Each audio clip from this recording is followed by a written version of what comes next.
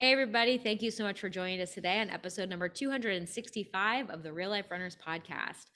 Today, we're going to show you how to optimize your training by focusing on the things that are going to give you more significant gains. The mistake that so many runners make is that they focus on the wrong things. They tend to waste time and effort focusing on the small things that are just going to move you like move that needle just a fraction of a percent before they focus on those larger things that will lead to more like a 20% or even a 50% improvement. This can lead to a lot of frustration and slower progress. So, today we want to help you get clear on the larger items you need to address to help you achieve your goals faster. Guys, I'm really excited about this episode. Like there were a few things that kind of brought me to, hey, how should we kind of structure this one? Trying to figure out new racing plans for certain people. We got cross country season going Oh, along. yeah. Like just trying to figure out what is it in a limited time frame. If you had to really break down a training plan, what would you have to include for certain people? Yeah. Because there are certain things, no matter who it is, no matter what the race is, there are certain things that are still key. And kind of taking some time to be like, wait, what are these? We should share these with other people. Mm-hmm. I think is super important. Yeah, absolutely. Because like this is something that we see so commonly. And like, we see people, especially on social media, like with the way that our culture is right now, we have access to so much information. And on social media, you're probably seeing things about like the best pre-race nutrition, like use these goos or these gels or this fuel or these shoes They all say sponsored in the corner. yeah, to help you get faster, right? If you want to PR your next half marathon, you just have to use this magic gel or you have to be in these magic shoes. And while it's true that a lot of these things can lead to training improvements, what we see happen a lot is that runners often focus too much on those smaller things. And I like to call them smaller things because they are things that will move the needle. A lot of those things can be very helpful, but the amount of improvement that you're going to get from a shoe or from the right kind of fueling right before your run or the right kind of fueling right during your run, those are smaller improvements. And a lot of times, runners are putting so much time and energy and focus, like trying to do these things before they're addressing these really big rocks, these big boulders in the room. And we like to, use the analogy of the glass jar. Yes, which is a classic story that I've told so many times inside of my classroom Yeah. of the professor that starts class. And the way that the story goes that I've read for years is the professor comes in and everybody's there and talking and whatnot. And he just comes in, clears his throat, and takes out this big glass jar and places it on the desk and goes, is the glass full? And everyone's looking at like it's a big empty jar. No, it's not full. And he reaches under the desk and pulls out a box full of big rocks and slowly starts putting all the big rocks in until the rocks are all the way up to the top. And he goes, now is it full? They're like, yeah. Now it looks full. And he reaches under and he pulls out a bag of like smaller pebbles and he gently pours the pebbles in, and they obviously fill in all the big empty spaces between the big rocks. He goes, is it full? And like a couple people still say yes, and some people are like, he's got something else sitting under there. And he reaches We're under, on to you, Professor. pulls out a bag of sand Mm-hmm. and slowly pulls the sand and kind of jostles the jar, and the sand slips in between all the little things. And it's the idea that you can just keep adding smaller and smaller things because there is still empty space in there. But the lesson, kind of, there's a lot of different ways that you can take this thing as the metaphor. But one of the big takeaways is if he started by filling that entire jar up with bags and bags of sand, Mm-hmm. there's no place to put a rock. And the lesson that I like to put out there, the sort of the life lesson is when you think about your overall life, make sure that you have room in your life, in your own personal jar, Mm-hmm. for the big important rocks. If you spend all your time focusing on the sand, you don't have any room for rocks. And then you live in that whole, oh, I don't have time for this. Sure you do. You just poured too much sand in to begin with. Start Mm-hmm. with the big rocks. And then when you still have, once you've got those taken care of, Yep. you have room for sand if you still want to put some sand in. Yeah, absolutely. And I love all of that. So I think we'll just stop the recording right there. It'll be our shortest episode ever. You guys can take that. No, just kidding. It's a brilliant metaphor. Brilliant. And It go. really is, though. Like you can apply this to so many things. And, inside our Real Life Runners training team this month, we're actually focusing. I did our monthly workshop the other day. And the topic of this month's workshop and our challenge, we have like monthly accountability challenges inside the team as well, the topic is how to declutter your training in your life, because I think that so often this is what happens. And I Yep. think that this is something that is so rampant in society right now as well. Like there's just so much to take up our time, our energy, our focus. And the information is in the palm of our hands at all time, right? We all have cell phones that we're carrying around. The likelihood of you listening to us right now from your cell phone is extremely high, right? Most of you, I would say, are doing that from your phone, not from like a computer or some other device. So we are constantly bombarded. We are constantly busy. There's so many things that we have going on in our life, and busy is almost used as a status symbol nowadays. Well, you're also, in all likelihood, and this is nothing against anybody listening right now, we love all of you, but in all likelihood, you're listening to us while you're doing something else. Yeah. Like maybe you're on a run, maybe you're, cross training, you're on a treadmill somewhere that's great. Maybe you're driving. It's really unlikely that you're just like sitting still and calmly taking in this information. Yeah, I always listen to podcasts doing something else. Right? Like driving, running, cooking dinner. Right, because I'm always doing something else. Because driving's not productive. So Right. to be fully productive, I Right. need to make sure I get my Well, podcast it's not- going. I mean, yes. I mean, there's a productivity aspect to it, but it's also just like I love learning. And so if I have time and space to like fill in with some more learning, then I do that. I think podcast while driving is a great option. Yeah. I got on a bad habit, in my opinion, of too consistently that every single one of my runs, I was plugging into a podcast, Yeah. which to me causes an issue. Now, don't get me wrong. You should listen to our podcast every week. But you'd probably run more than once a week. So that's the thing Yeah. is I started expanding the different podcasts I was listening to. Mhm. And so I was listening to one basically every single day. Yeah. And I think I was tuning out of my own body on some of the runs, Yeah. which is definitely what can happen if you always have something in your ears on every single Mhm. run. Yeah. So when we think about this idea of like decluttering, we need to get back to basics. And that's really what I'm kind of coaching everybody through this month inside our team. And that's really what we want to focus on in today's podcast. We really want to focus on the big rocks that go into our jar first, because like Kevin said, if you start with the sand, you cannot fit those big rocks into the jar. Like you can try to muscle them down, right? Like you could try to like get that rock in there and try to push them down, but in all likelihood, you're probably going to fit less rocks in the jar than you would if that jar was empty to begin with, right? I mean, let's grind So on how this can metaphor. we- You're going to crack the jar. And that You is might crack that the jar literally is a too. physical Yeah. injury or a mental breakdown. Yeah, that's Because you're true. trying to shove the rocks into your life. Mhm. And there's literally not space Yeah. because you filled it up with sand. And by sand, I mean scrolling on Instagram. Yeah, I mean, true, like so true, right? So what if we took that jar and just completely emptied it out, right? And then we started with that empty, clean jar. So if you guys are like me, you're probably envisioning like a quart-sized mason jar. That is like what I use to make my homemade granola. That's what I use to like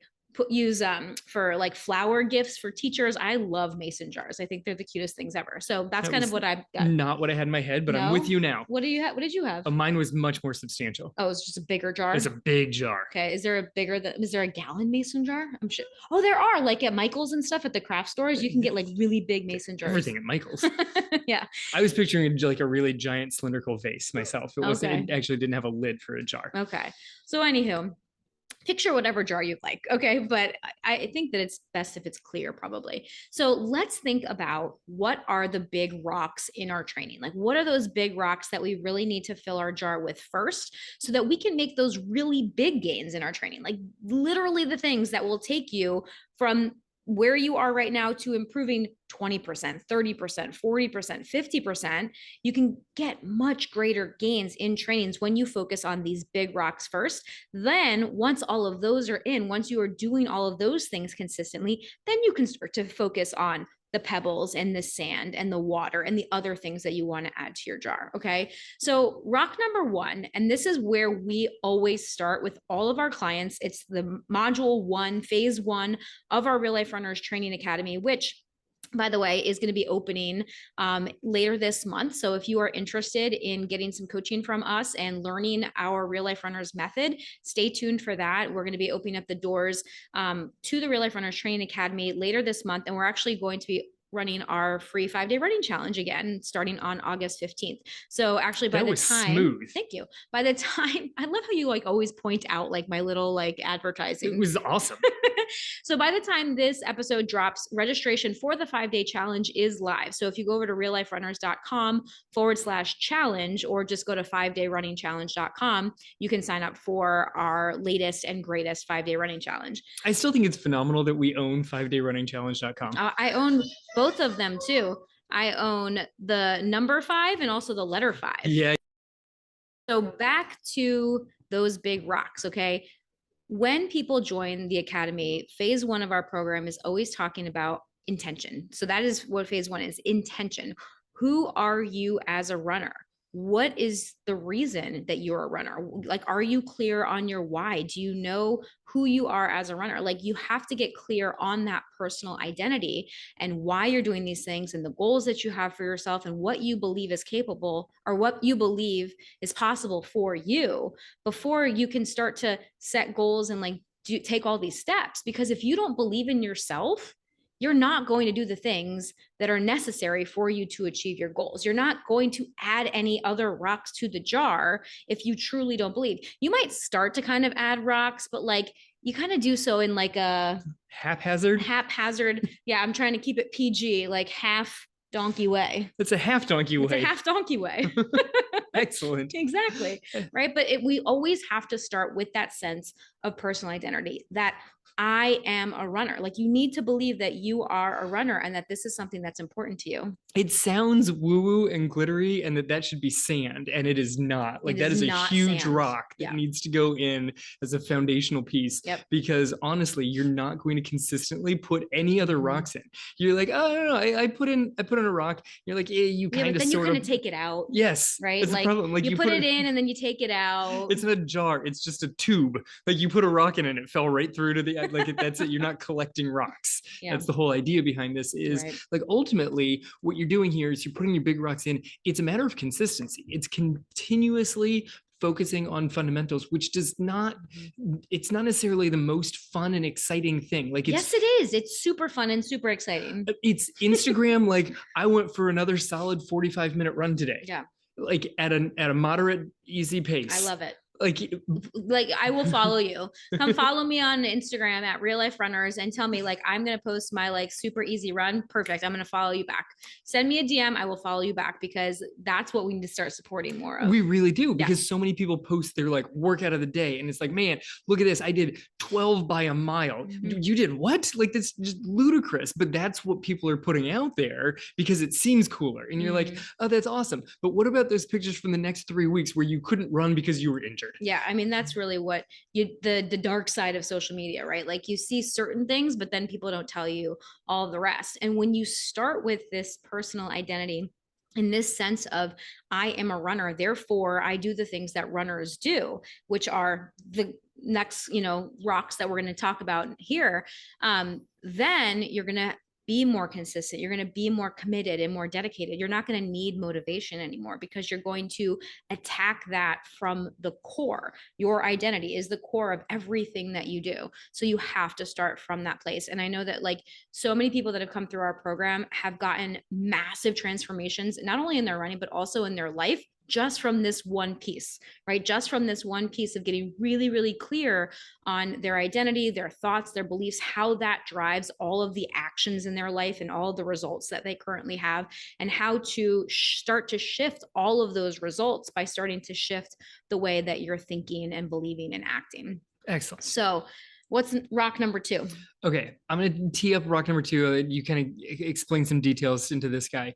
Rock number 2, mileage. In general, more miles will lead to greater improvements. Now, there's an upper limit to this where your life can't handle more miles. Right. Like, your body can't. Your body can't handle more miles because stress on the body is stress, and adding more miles to it is likely just going to add more stress to the body. So part of this is related to a future big rock that you need to take into account, but to an extent, adding more miles will, in fact, in general, improve you quicker than other small details, like the exact pace that you're doing them, the very specific workout that you have to fit in. If you're doing like 2 runs a week for 30 minutes, you're going to drastically improve yourself by adding a third 30-minute run, even if it's at the same relaxed pace. Right. Or a fourth 30-minute run. Yes. Right. And I think that this is where people start to get it a little bit wrong, because they think, well, all I have to do is keep adding mileage, which is not true. So please do not hear us say that, because that is not what we're saying at all. Like it is not true that if you just continuously add mileage, that you're just going to continue to get better. Okay. That is not what we're saying at all.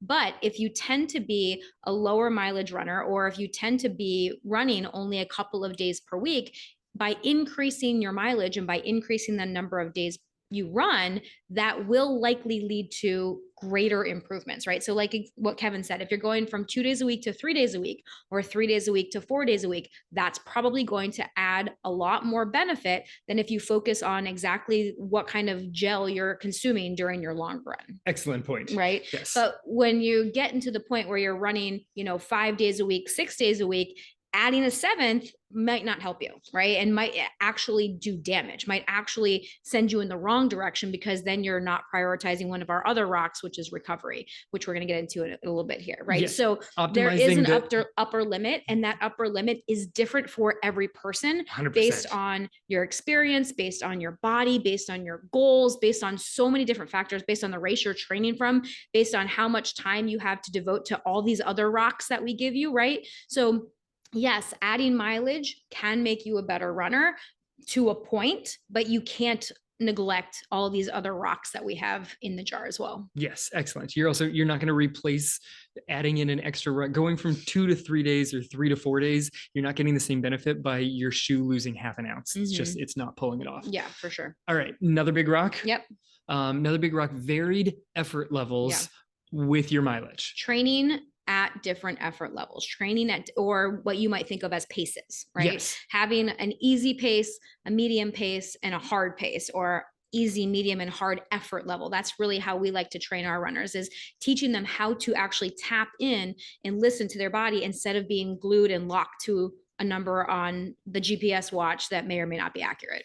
Right, because your body makes different adaptations at different effort levels. Right. So we'll talk a little bit more detail on this as we continue on here, but on this big rock is making sure that every time you go out and run, it's not the same effort level. Some days feel a little bit harder than others. Some days feel easy. Sometimes you hit this middle ground. But if you can say during the week, you've hit 3 different effort levels, and that doesn't mean on like a hard run, it's just go from the bang of the gun and you take off, you're just sprinting for the length of your workout. That means that during the week you incorporate some harder, like moderately hard effort. You don't really even need, as a distance runner, to incorporate high level sprinting. That's a different system entirely. But some harder effort, some medium effort, and mostly easy effort, that's going to be more important than exactly what the number on the watch says that medium effort is or that hard effort is. Exactly. Because then you're training your body to use different fueling systems. You're training your body to get used to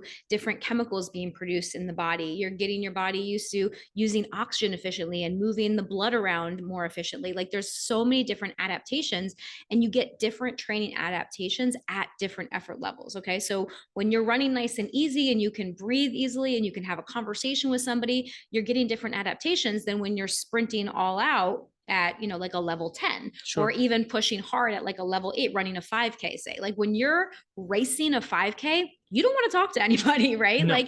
And you are getting physical benefits from that, but they are different benefits than what you're getting when you can just go out on a casual run with a friend and have a nice conversation the whole time. Okay. And so what we want you to do is become a more well-rounded runner. So by incorporating those 3 main effort levels, now we teach a whole scale of 1 to 10, but the big ones that you want to focus on are level 2, that easy level, level 5, like a medium effort, like a tempo type of run, and then level 8, which is that harder effort that you can only sustain for a short amount of time. Yes, that's the big rock. The big rock is there should be 3 effort levels. Certainly, so maybe there are 3 different rocks, and your easy rock should be a little bit bigger than the rest of them. Sure, that's a good way of Right? looking at it.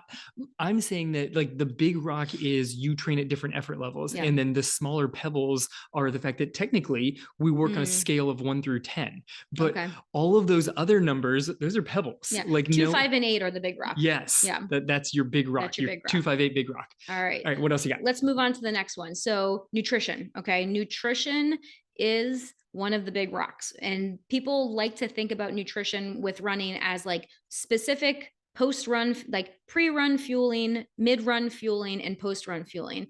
And while those three things can help, those are really more of the pebbles. It's not a big rock. Right. We want to focus on your overall nutrition. Are you getting enough protein? Are you getting enough carbohydrates? And are you getting enough fats in your diet every day, and high quality protein, carbs, and fats, not just a bunch of ultra processed foods.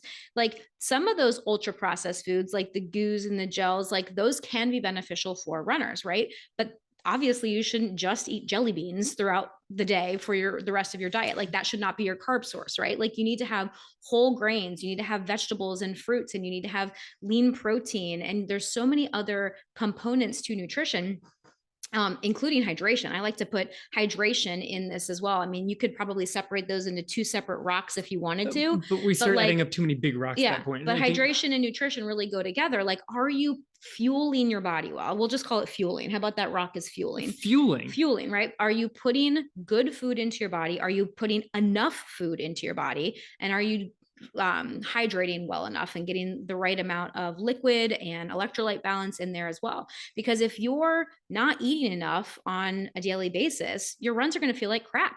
Period. Like that's it. It's not going to feel good. No matter how you fuel right around that run, if you're just filling up your diet with a bunch of junk, it's not going to translate well into helping you to reach those training goals. Right. So quality and sufficient food throughout the entire day, not just focused on just before, during, and after the run, but throughout the entire day. And that includes before, during, and after your run. Like this is quality and quantity, like sufficient amount of energy going into your body. Like calories need to be going in. It needs to be quality food all day long. That's the big rock. And then there's some details. We'll talk about those briefly in the future. Exactly. The next big rock we want you to focus on is sleep. Okay. And with this kind of goes recovery as well, but really sleep. Like, are you getting 7 to 9 hours of sleep every night so that your body can actually recover from all of the training stress that you're putting on it?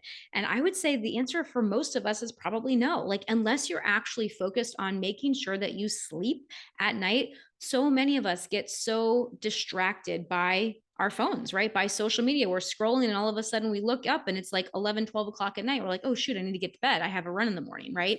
Like how many times or how many nights per week do you sit on the couch watching Netflix or watching whatever TV show you're watching or watching sporting events and not go to bed and then have to wake up and run the next morning, or wish that you had enough energy to get up and run the next morning, right? There's a lot of people out there that are like, oh, I really wish I could get out of bed in the morning. I'm just too tired. Okay. What are you doing at night, right? Like how early are you going to bed? Can you honestly take an honest assessment? Can you go to bed earlier, right? And there's a lot of people that are like, well, I've got my kids and I've got this and I've got that. There's too many things to do. Like I get to bed as soon as I can. Okay. But how much time are you actually spending on your phone, right? Because those very often, that amount of time, we really don't account for it. Like we just kind of ignore that we spend, 15 minutes, 20 minutes, a half an hour on our phone. And maybe it's broken up. Like maybe you're like scrolling on your phone as you're like cooking dinner or while the kids are in the shower or getting ready for bed. Like what else could you be doing during that time so that you could maybe go to bed right when the kids go to bed or right after the kids go to bed? Like there's different things that you can do. And by prioritizing your sleep and your recovery, I mean, this alone can lead to massive gains and massive improvements in your training. I know it's tough to figure out which is the biggest of the big rocks here. They're all important. Big. That's why they're the big rocks, and they cover such a wide range here. These are the pillars of our company. Like these are really the foundation of the things that we teach all of our runners. Yes, I mean the sleep is a massively important one. If you're not getting sleep, it's hard to keep up with the other rocks. Like that's the other thing is if you focus just on one of the big rocks, people are like, there's so many things I need to focus on.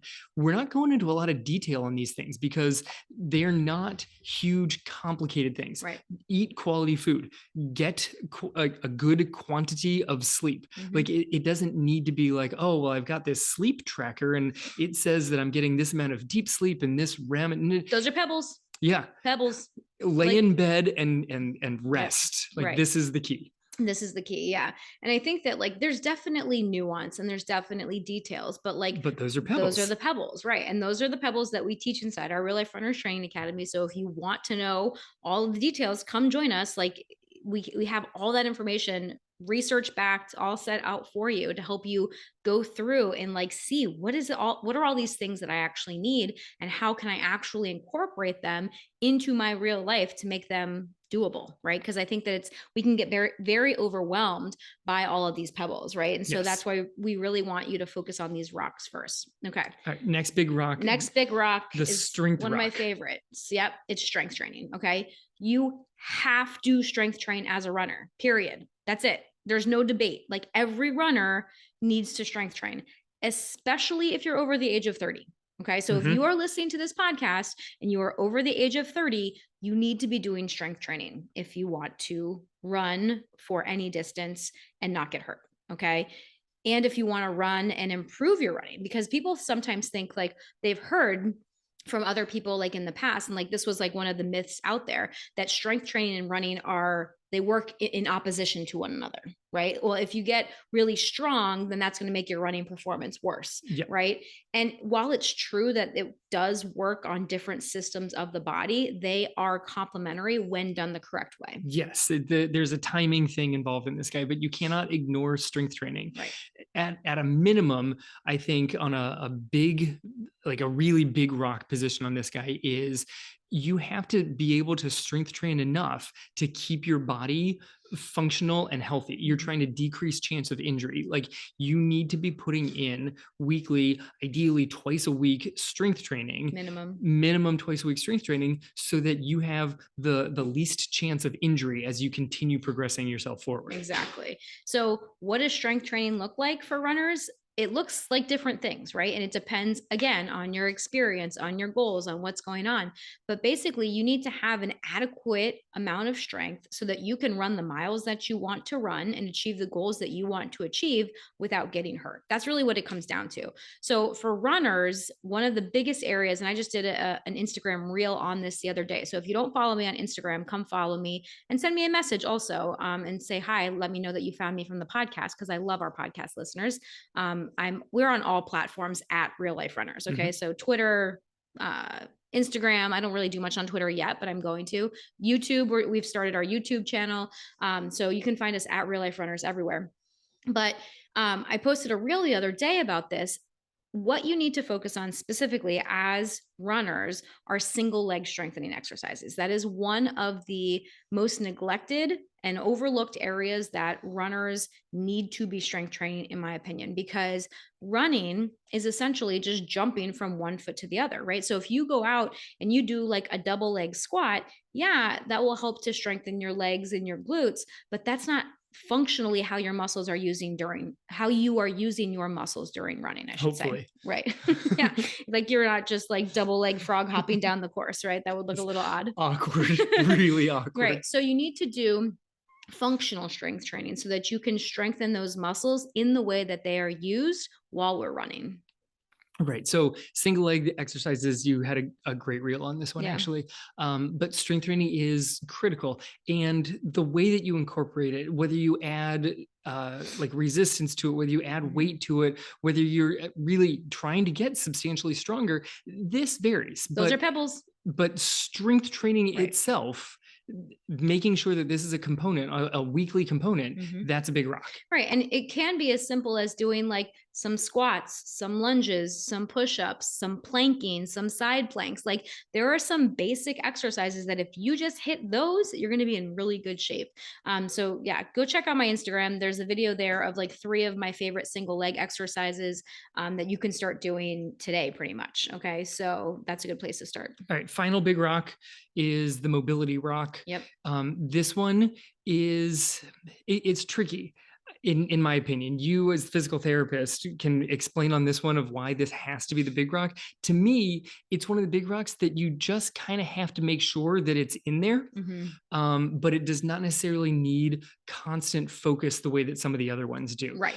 It's more if you have a limitation, Sure. right? Like, so mobility is basically the way that your body moves. That's basically what that term means. Like, a lot of people like to think about flexibility and they like to think about, oh, well, I should be stretching, right? So there's some of you listening to this podcast right now that are probably like, why didn't they put stretching as one of the big rocks? Stretching is not one of the big rocks. Okay. No. I will tell you that right now. Some runners do need to stretch. For some runners, stretching should be a big rock. If you are one of those people that is super tight and your muscle tightness is actually limiting your range of motion, that becomes a mobility issue. Okay. So it's not really the flexibility that is as important, it's the mobility. It's how your body is moving through space, especially during running, right? Like when you run and you land on your foot, do you have enough ankle range of motion to properly go through that gait cycle? Because if your ankle mobility is limited, like if you don't have enough flexion and extension of your ankle, then you're going to compensate by somewhere up higher up the chain. Okay. So whether that's your knee starts to crash in, your hip will crash, like there's different places that will lead to other problems and pain and injury. Okay. So mobility becomes an issue when there is a restriction present. So if you know that you're just kind of one of those people that are naturally tight, then mobility needs to be a bit of a bigger rock in your jar versus someone that is super flexible. Like we have a couple girls on our cross country team that can like touch their like foot to the back of their head and they can like wrap themselves up in pretzels. They're like super flexible, We do leg swings and they hypermobile. like knee themselves in the forehead. Right, because they were dancers growing up, right? Right. And so I think that the combination of them being dancers and then also just the way that their bodies are built, Yes. they tend to be hyper mobile. Like they have excess mobility, which is actually a negative thing too. So for them, I really don't want them working on mobility pretty much at all. Like I would much rather them take all of that time and effort and just focus on strength training because that's really what they're lacking. They're not lacking the mobility to actually perform the motions that they need. Right, because for the most part, running does not involve massive ranges of motion Correct. at distance running speeds. Yeah. Sprinting speeds have greater ranges of Right. motion because your leg literally has to go through a wider range in order to Mhm. get that huge. Specifically the hip. Yes, the Yep. hip itself. There's not a huge range of motion you need at most distance running paces. Right. And so, unless there's a specific issue, mobility is important, but it does not necessarily need the constant attention that some of these Mhm. other guys actually really do. Right, exactly. And if you are one of those people that tends to be super flexible, super mobile, you really don't need to stretch. Like, and you might not have ever heard that from somebody. So I'm hoping that you have heard that for the first time and stop stretching because you don't need to unless it feels good. Really the best reason to stretch is because it feels good. Like there's really no long-term performance benefits from stretching itself unless you have like a mobility restriction that you really need to kind of work into. And the best way to get that figured out is by seeing a physical therapist so that you can actually have a professional assessment to see like, do I actually have a mobility restriction here or do I need to actually focus any of my time and energy on some stretching? Because quite honestly, a lot of people don't, and a lot of people are stretching unnecessarily and it's really not doing anything for them. And they've actually done studies that show that stretching can actually decrease your levels of performance, specifically when done before a competition or event. So stretching before a race is really not what you want. You want your body to feel mobile, to feel loose, to feel like ready to go, but you don't need to spend an excessive amount of time stretching. Excellent. Yeah, that's why I really like dynamic stretching without getting into too much detail because like that would be a topic for another day, I guess. And or inside the Real Life Runners Training Academy, we have lessons on all of this stuff. But dynamic stretching is really the best way for you to warm up for a race or a run. I think we have to pause. I think we're like. All right, so that wraps up mobility and that covers all of the big rocks that we've got. Yeah. So just for a recap, because I did the best I could to try and shrink them down, but there's a few things that are kind of critical to your overall success. And that's why skipping these guys, there's enough of them that if you focus on these, you can be remarkably successful. Absolutely. So to go back over those big rocks, we have number one, your personal identity, that your identity as a runner. Number two, your mileage. Number three, your effort levels with that mileage, how, varying effort levels throughout the course of your weekly runs. Number four would be nutrition. Five would be strength and mobility, and six would be sleep and recovery. I mean, I always like to think of it as like five, because I usually put like mileage and effort levels together, Yep. since that's like the running portion. So it's really what it is. It's like identity, what you're actually doing on your runs, and what mileage you're running, nutrition, sleep and recovery, and strength and mobility. Excellent. Yeah. Yeah. So that kind of covers those guys. Those are the big ones. Now, there's some other ways of kind of looking at these that I think are more like a pebble approach. And this is where it's tricky to differentiate between the big rocks and the pebbles, because there's some categories that I'd say literally are the exact same big categories that we just covered. It just depends on how you look at them. Okay. So one of the key ones here, like mileage, for instance, okay, as a big rock, in general, a pretty solid rule says if you run a little bit more mileage, you'll probably be getting in better shape. So you'll end up running faster times. There's an upper limit to this. Obviously, you can't just run infinitely and get infinitely fast. Right. That doesn't work with good math, but in general, that'll work. The pebble comes in starting to obsess over some of the numbers of, wait, I need to go for a 10-mile long run. Well, no, you can go for a 9-mile long run. That'll work just as well, probably, if that's what happens to fit your schedule that week. And the same thing happens with your total mileage. Like people that want to end with a round number, they need 20 miles per week or like 30 kilometers per week. Like for some reason it has to end in a zero, and that is a bigger significance. So, more mileage kind of works, but getting dialed in so detailed to the precise number is not as big of a deal. What do you mean? Like, so you just told us basically that like running more in general will make you a better runner, right? Like adding more mileage up to a point with certain caveats, obviously, right? Like making sure that you get enough sleep and recovery and all the other things so that your body can actually handle that mileage, right? But now you're saying that the exact specifics of that mileage doesn't really matter. So how do those two things work together? So I think that when I say the very specifics is the difference between going on, like, let's say you go for a 45-minute run. Okay, well, maybe an easy 45-minute run, maybe you don't have that much time today. So you go for a 40-minute run. Your body's not really going to make huge differences between 45 and 40 minutes. Okay. So it's not like you have to then make up that missing 5 minutes and add it to like the next run you have during the week. Okay, but if you're cutting all of your runs short by 5 minutes, then that makes a big difference. Now you're using a pebble to chip away at your big rock, essentially. Like you still, the big rock rule of thumb of more mileage is generally going to improve you. That counts. Like that's still there, but getting so always caught up in the details of exactly what the mileage is.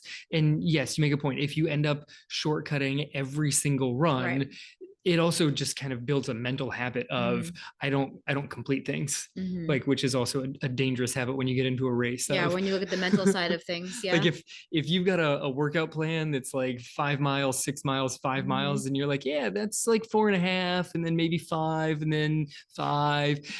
If you're running a 10K, that last mile is going to be rough because you shortcut almost every workout. So when you're in the race, you're going to think, wait, I should be hitting the finish line now because this is when I shortcut my runs. Well, I think the other thing that I see a lot too that might fit into this category are when people get so obsessed with their GPS watches, right? Like if they do say a loop or they do an out and back even, and they end up a little bit short, right? So say you're doing a 5-mile run and all of a sudden you end up and it's at 4.92 or 4.85, and they feel like they have to then hit that 5.0 mark for it to count or for it to be good enough, right? And that's just not the case. Like your body really doesn't know the difference between 5 miles and 4.92, right? That 0.08 miles on like one run is really not going to make the difference, especially if you're feeling just worn out. Like if that run for whatever reason is like one of those struggle bus runs where you are just, really struggling on that run and you decide to cut it short, that's probably a good idea, right? But if you're cutting all of your runs short and you're, not hitting certain training marks, that's a different story, right? Yeah, no, 100%. Is that kind of what we're looking at here? Yeah. Okay. All right. So one of the other pebbles that sometimes people can get caught up in, varied effort. We mentioned this a little bit up in the big rock of there's 3 basic effort levels of easy, medium, and harder. And harder doesn't even mean full sprint. So easy, medium, and pretty hard. But getting caught up in the variations between them, like the level 3 and 4, instead of just like the big cutoff of 2 is easy, 5 is medium. Mhm. But then where's 3 and 4? They're in there. They're in there. And But they're depending on, pebbles. they're pebbles. Right. If you kind of say, all right, this is going to be a medium run, and you know that it's roughly 5. Maybe it was a little harder that day and it was closer to 6. Maybe it was not as hard, it was closer to 4. It's Mhm. still in the world of medium effort runs. Yeah. So getting caught up in whether it was a 4 or a 5, that's a pebble. Mhm. Like that's just getting caught up in too much details. If you have 3 major effort levels that you tap into during the week and most of it is easy, Yep. you're doing great. Yeah, exactly. Like you want 80% of your runs to feel easy at that level 2-ish level, right? Like Mhm. right around that level 2. And so when you're only doing 20% of your runs at the other effort levels anyway, it's not really, especially if you're a newer runner, as big of a deal if you're at like a level 5 versus a level 6, right? Like if you are an elite runner that's really trying to hone in on a very, very specific pace, then it starts to matter a little bit more, right? But if you are a recreational runner that's just trying to get stronger, get faster, go out there, feel good during your half marathon or your marathon and improve your time, you're going to probably benefit from being in those general categories. Yeah, I mean, Yeah. at that level, the effort-based training is substantially better. You got elites that have like Mhm. continuous lactate monitors on them now Right. that are trying to like read various blood levels, and you're like, no, you're going just slightly too hard. Pull it back a little. It's insane Mhm. the technology these people Well, are and using. it's so I'd be so curious to know how accurate that even is, right? Like A, how accurate it is, and B, like how much of a training difference does that actually make? Like if they are exactly measuring these things. Oh, I mean, that's a huge difference, I think, between elite pros that have been doing this for so long Yeah. at such a high level and most runners. Mhm. Like pretty much, I'm going to assume everybody listening and talking on this podcast is going to benefit from kind of having 3 general pace zones, Mhm. and you're pretty good with that. Yeah. Like it's going to be remarkably successful. Right, exactly. So try not to get too lost in the pebble details of like what's the difference between a level 5 and a level 6. Be more concerned of the big rocks of what's the difference between a level 2 and a level 5. Yes. Okay. Yes. All right. Then another area where we think that people tend to get a little bit too far into the pebbles as well is nutrition. Okay. Because it's a multi-million-dollar industry, probably, yeah. probably even with a B, right? Like billions of Sure. dollars, right? In sports supplements and those kinds of things. And while it's true that like mid-run nutrition is important, especially for your long runs, if you're training for a half marathon, marathon, or beyond, it is important for you to start fueling during those long runs. Any long run over 90 minutes, you should be taking in fuel. But if your sole focus is on that pebble of making sure that you're getting the right mid-run nutrition and not as much without as much focus on, the bigger rock of your general nutrition throughout the whole day, throughout the whole week, making sure that you're eating a balanced plate for you and your goals and your body type, then what you're taking in the middle of that run is really less significant. Yeah, no, substantially.